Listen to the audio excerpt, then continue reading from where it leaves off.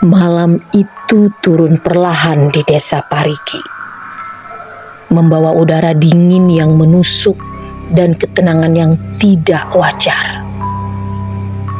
Tari menutup semua jendela dan mengunci pintu-pintu rumah dengan erat, seperti yang disarankan Pak Sukar.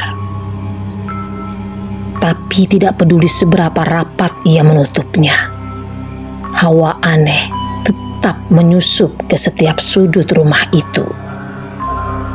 Bau tanah basah, anyir darah, dan sesuatu yang seperti kemenyan terbakar.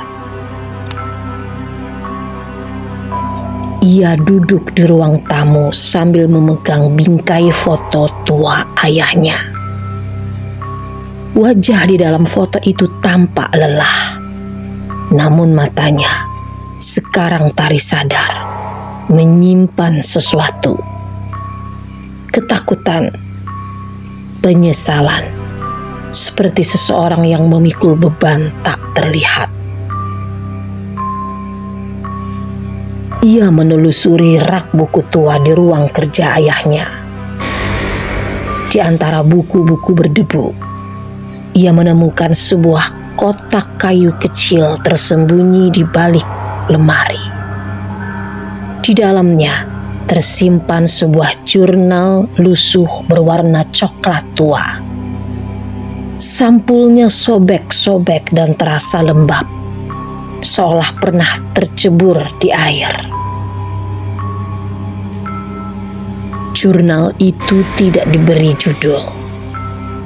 Saat membuka halaman pertama, ia langsung mencium aroma menyengat logam. Darah. Banyak halaman dipenuhi tulisan tangan sang ayah. Tergesa-gesa, penuh coretan simbol dan bahasa yang tidak dimengerti. Semakin ia membaca, semakin gelap isinya. 21 Juni 2022, segel mulai melemah.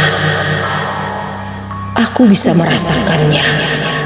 Ia merayap dalam mimpiku, tertawa, menari di antara bayangan dan menirukan suara ibumu yang sudah mati. Aku tak punya banyak waktu lagi. 5 Oktober 2023. Aku harus memperkuat pengikatannya di loteng. Jangan sampai gerbang terbuka. Jangan pernah ada darah manusia jatuh di lantai loteng, atau dia akan bebas sepenuhnya. 1 Februari 2025. Tari tidak boleh tahu. Jangan biarkan dia datang ke rumah ini. Dia akan jadi pengorbanan terakhir jika semuanya gagal. Tari menutup buku itu dengan tangan gemetar. Ia hampir tidak percaya ayahnya pernah menulis hal seperti ini. Tapi yang membuatnya semakin takut adalah bercak darah kering di halaman-halaman terakhir. Ada sidik jari. Jejak jari gemetar yang seperti berusaha menulis, namun terputus, digores dengan paksa atau ketakutan. Tiba-tiba lampu ruang tamu padam, digantikan oleh kegelapan total.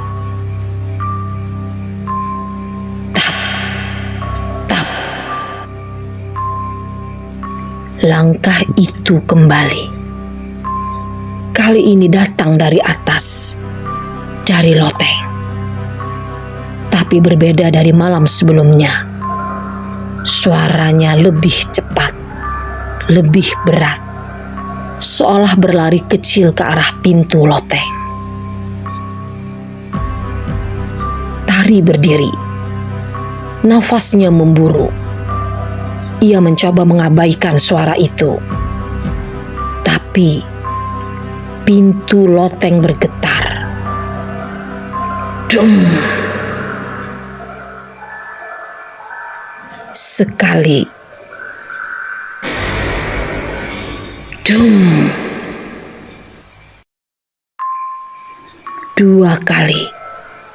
Lebih keras. Tari meraih senter, menyalakannya ke tangga yang menuju lantai 2. Tak ada apa-apa di sana, hanya tangga kayu tua yang kini mulai berderit pelan, sendiri. Saat ia menapakkan kaki di anak tangga pertama, bau darah menyengat menghantam wajahnya. Ia tersedak, tangannya gemetar, tapi langkah kakinya terus naik, seolah tidak dikendalikan oleh dirinya sendiri. Pintu loteng tampak jelas kini. Rantai dan gemboknya masih tergantung, tapi papan kayunya retak, seolah ada sesuatu dari dalam yang terus menerjang. Tari mendekat. Di dinding dekat pintu itu, ia melihat lambang aneh tergores. Sebuah lingkaran dengan mata di tengahnya dan 7 garis keluar dari pinggirannya. Simbol itu seperti baru ditorehkan. Masih basah. Tapi dengan apa? Ia mendekatkan senter dan menyadari itu bukan tinta.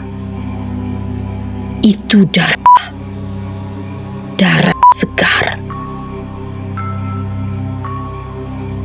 Dan di bawah pintu loteng ada suara berbisik. Bukan satu, tapi banyak. Suara laki-laki, suara perempuan, suara anak kecil. Mereka semua berbisik dalam bahasa yang tak ia mengerti. Lirih, namun menyeruak ke dalam kepala seperti dengungan lebah liar.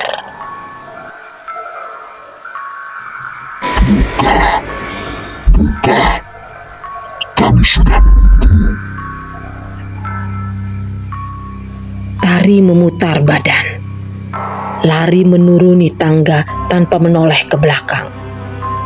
Tapi sebelum ia sempat sampai ke lantai bawah, semua lampu menyala kembali dan rumah sunyi seperti semula. Namun di dalam genggamannya, jurnal berdarah itu terbuka sendiri. Dan halaman terakhir kini berisi kalimat baru yang belum ia lihat sebelumnya. Tertulis dengan tinta merah segar. Jangan bangunkan yang sudah tertidur.